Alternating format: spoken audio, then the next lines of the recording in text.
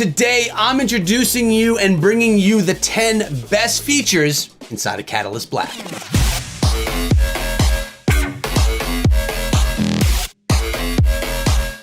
What is up, my friends? My name is Echo and welcome back to the channel, a channel where I'm going to be covering Catalyst Black in addition to what I typically do here, which is Clash of Clans, mobile gaming enthusiast at its finest. But today, guys, you want to know what Catalyst Black is all about and some of the best features of this game. I'm bringing you 10 of my favorite today.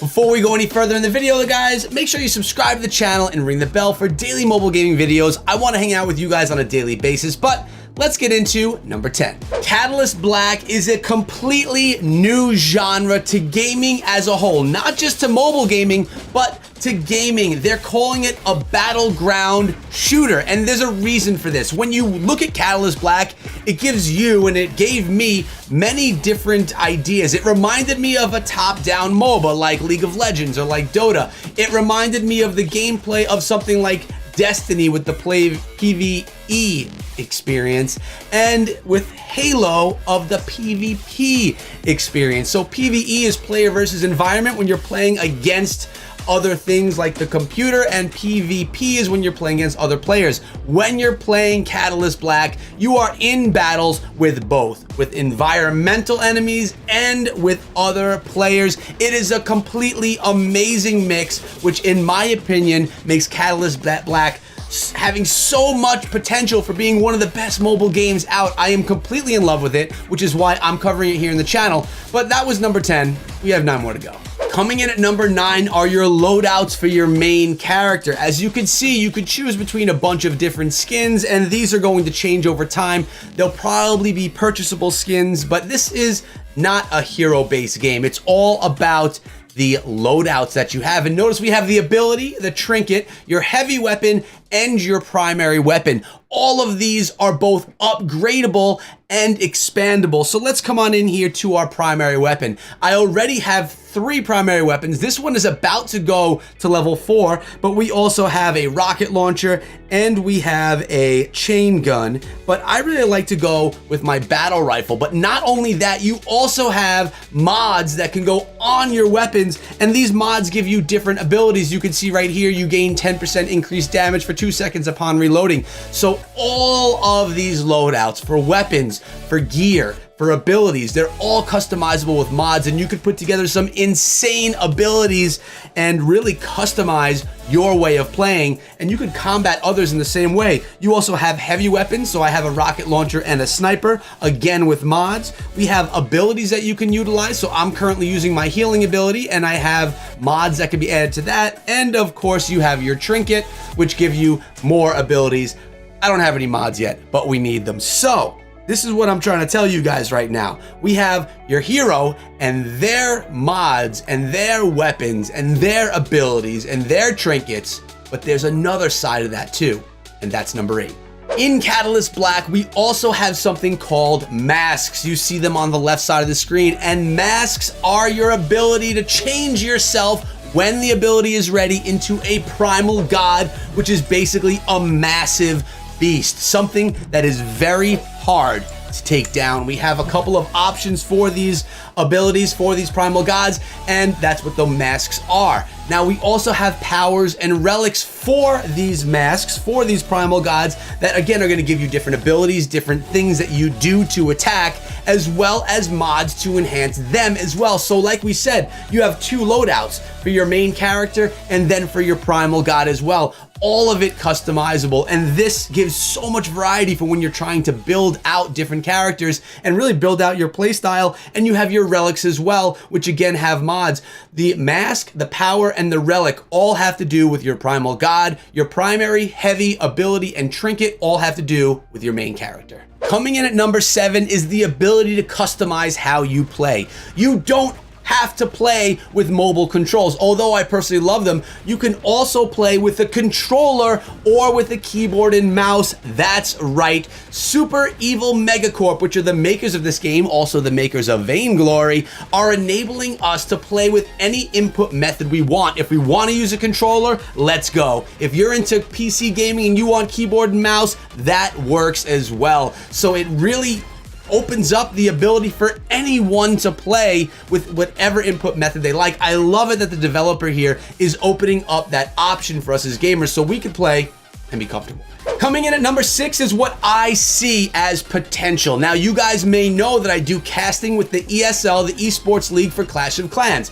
I love casting. It's a big part of why I got into YouTube. I wanted to get into competitive scene. Well, I see massive potential for Catalyst Black on the esports scene. Currently, there's a bunch of objective-based game modes available for us to play, and these are game modes that I see similar in the esports scene already. When you have large teams who can really customize your abilities in objective-based games, it is the recipe for something beautiful in esports.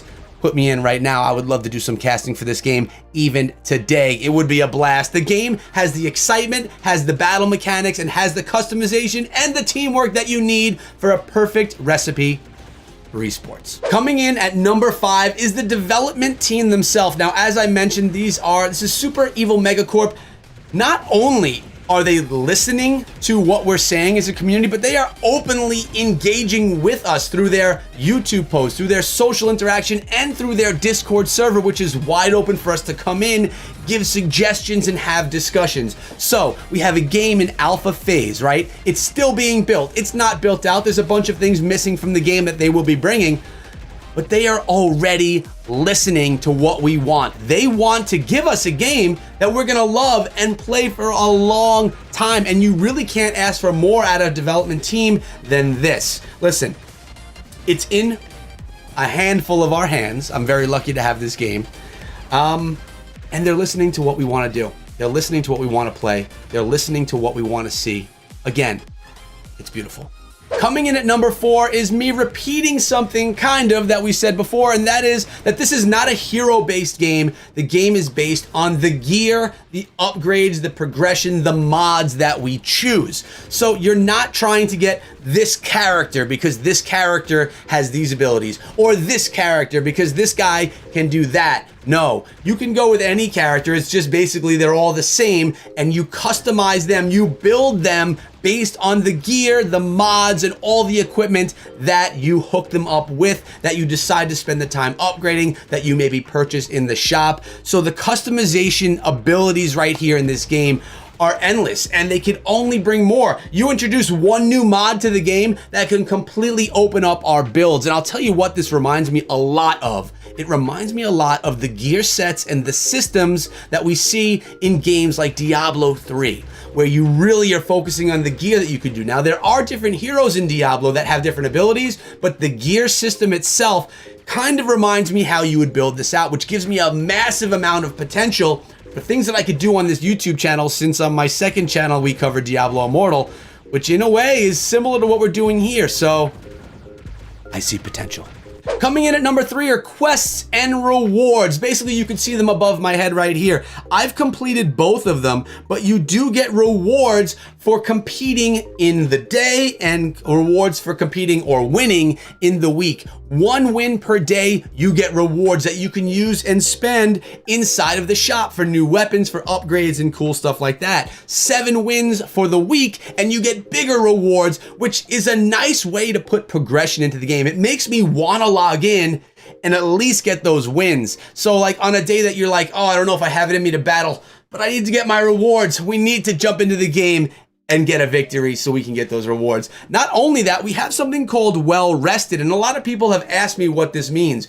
When you are well rested, you get more rewards and drops inside of the game and rewards from after you play your games. Now, if you are 0% well rested, which means for me, I've played enough so that my well rested is gone. It's exhausted. There's none left. I still gain XP and I still gain rewards from playing, just not the 3 times bonus that you get when you are well rested. So it's not telling you not to play. It's just you're not getting that extra bonus for playing while you are well rested. Just another nice option to keep you progressing through the game and to make you want to play. Number 2 is the social integration inside of the game. We can become friends with people right now, and well, they've introduced us to the drop in, drop out system Let me explain what that means. So the drop-in, drop-out system means if you have people on your friends list and you see that they're currently playing, you can hit the button to join them and you will be joined to their team as long as there's a slot open